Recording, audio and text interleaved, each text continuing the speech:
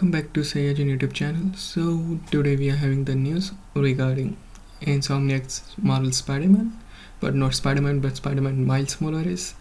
And we know from the screen here like Miles Morales is coming soon to PC, and we have updates regarding it, like what you will get and stuffs related to it. So let's just dive in straight into it. Like we know like Miles Morales is a sequel, kind of a sequel. It's a short game to Marvel Spider-Man. It's like a sequel to it, and maybe the story intertwines in Marvel Spider-Man 2, but we have to wait and watch about it. And regarding it is a port by Nexus Software, which is a nice thing to see, but at the same time it comes with various improvements to ultrawide support and things like that. DualSense support, you can just plug in and use the DualSense controller. I do know DualSense controller is for the PlayStation 5. So yeah, it's pretty nice to see, and it is going to be $50.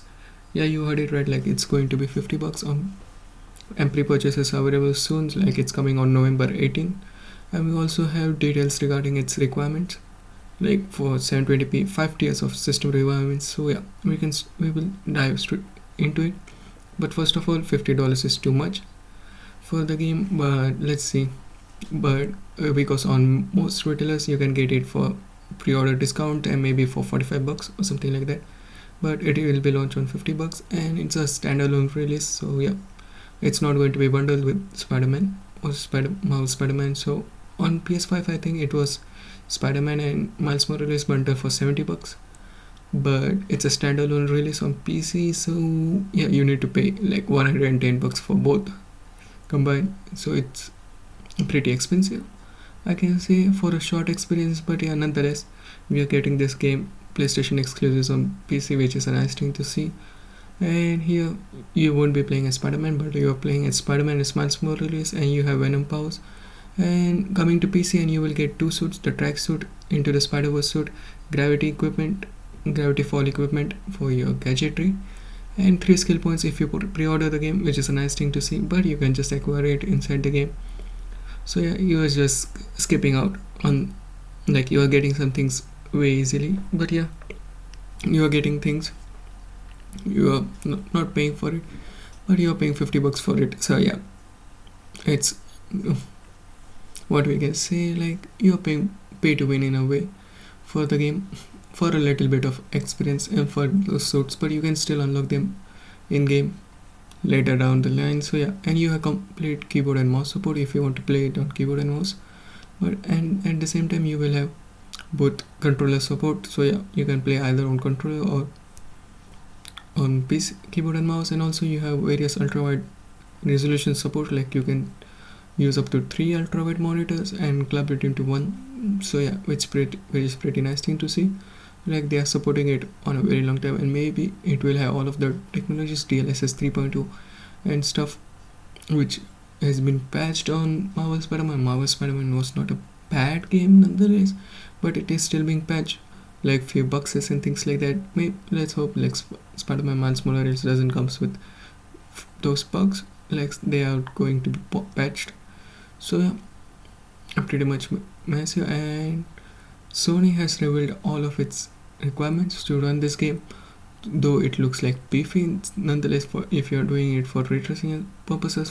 But if you want to do it for normal system requirements for 720p 30 frames, very low preset, GPU requirement is GTX 950 or AMD equivalent, or Intel Core i3 4160 or AMD equivalent, 8GB of RAM and 75GB of HD, recommended at 1080p 60 frames.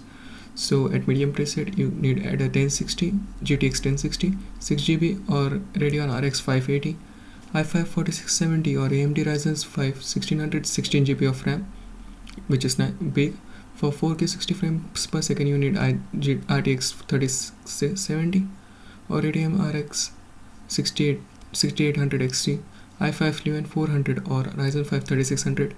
For amazing ray tracing like 1440p 60 frames per second and high ray tracing you need RTX 3070 or Radeon RX 6900 XT, i5 11600K, Ryzen 7 3700X and 16GB of RAM. And ultimate at 4K ray tracing, 4K 60 frames per second you need RTX 3080 or Radeon RX 6950 XT, Core i7 12700K, Ryzen 9 5900X and 32GB of RAM. which is a pretty high expectations as of now, because 32 GB of RAM.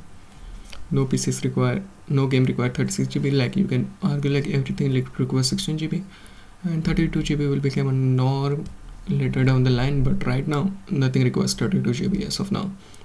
So yeah, let's just see. But everyone will play at 1080p or 4K, maybe 1440p ray traced. So yeah, these are the system requirements you need for your PC to play this game. But nonetheless, it's pretty nice to have this game. So what do you think about the system requirements and pricing of Miles Morales, Spider-Man Miles Morales on PC? Sort of your thoughts in the comment section below. Like, share and subscribe, and I will meet you in the next one. Peace out.